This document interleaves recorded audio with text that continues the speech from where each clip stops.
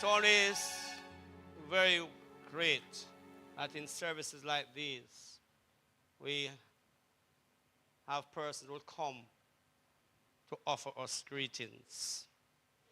Greetings from the Ministry of Education, Skills, Youth, and Information. From Region 6 will be offered to us by Vereen Reed. I'm not sure if it's Mrs. or Miss, but she's here. And please come and bring greetings on behalf of the Ministry of Education, Region 6.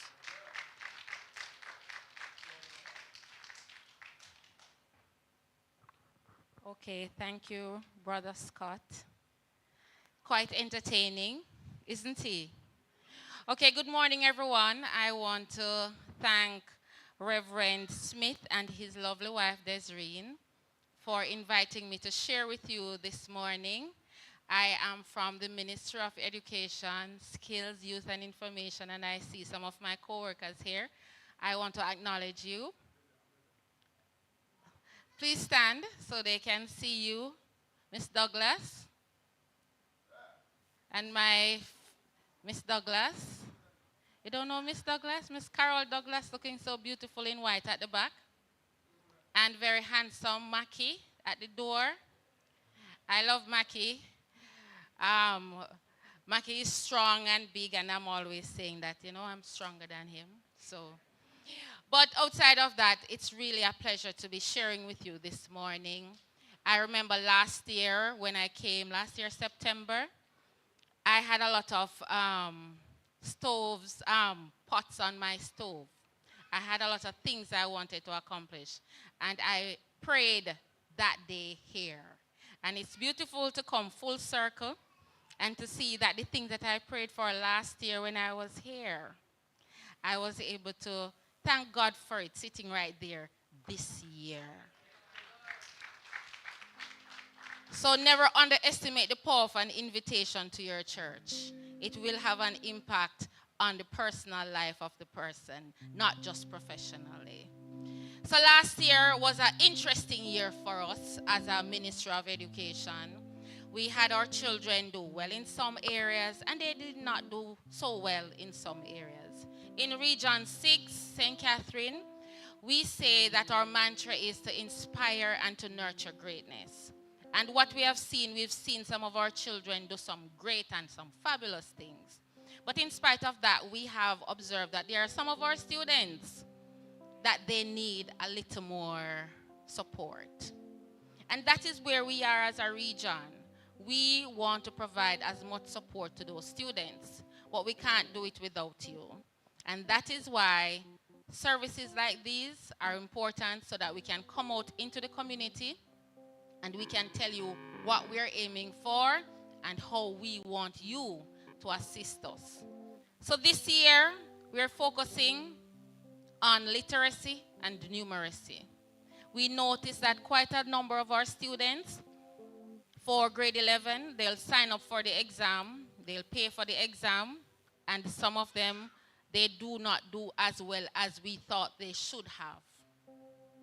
And what we're doing now, we're meeting with our principals. On September 30, we're meeting with all our high school principals, and we're saying to them, this was your result last year. We need a 5 or 10 or 20% increase in that number. And we want the principals also to tell us what were some of the challenges that you faced. But parents, you are part of the solution. Some of the challenges that we already looked at is that some students, even though they would have registered to sit, they don't show up. No principal, no education officer, no one in government can force a child to show up for an exam. That strictly lays in the lap of who? The parents. As an education system, we are not perfect yet, but we are trying to get there. We cannot do it without who? The parents. When we ask our parents to register your child for some additional support, sometimes we get some pushback. We don't want any pushback.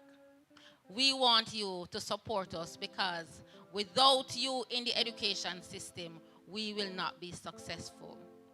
A lot of schools would have made the headlines for dress code and all of this and all of that. I'm sure you've seen it in the media, right? Guess what? We don't go so nitty-gritty. But one thing we say, at the beginning of the school year, all parents are normally invited to a meeting. And you decide on what? The school rules. And if you have a challenge with those school rules at that meeting, you need to ensure that your voice is heard in relation to those rules with the school board. Am I right? So parents, you have power to ensure that our education system is what it is supposed to be like. So I'm just going to touch on some things. I try to ensure that I provide as much information when I come to these sessions. The ministry is focusing on our early reading interventions. We would have done some trainings with our teachers in June. We're focusing on our grades 1, grades 2, grade 3 students.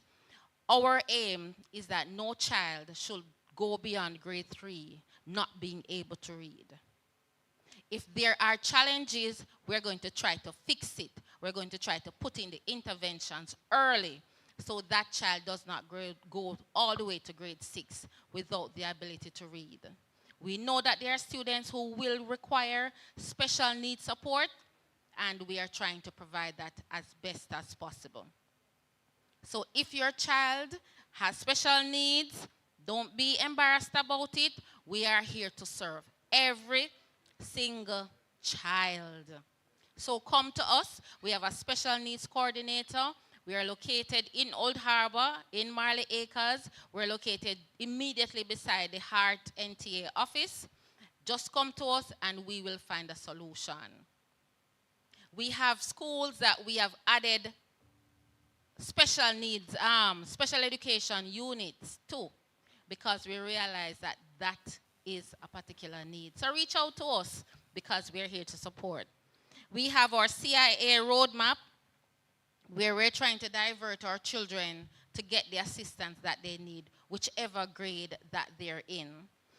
If they require additional support outside of the school environment, we are able to provide that also. We want you to remember that school starts on time. If we can't get our children to go to school on time, we have a problem. We know that you have seen in the media where students are being locked out and so on. We don't want that. Encourage your children to be at school on time. That is the first step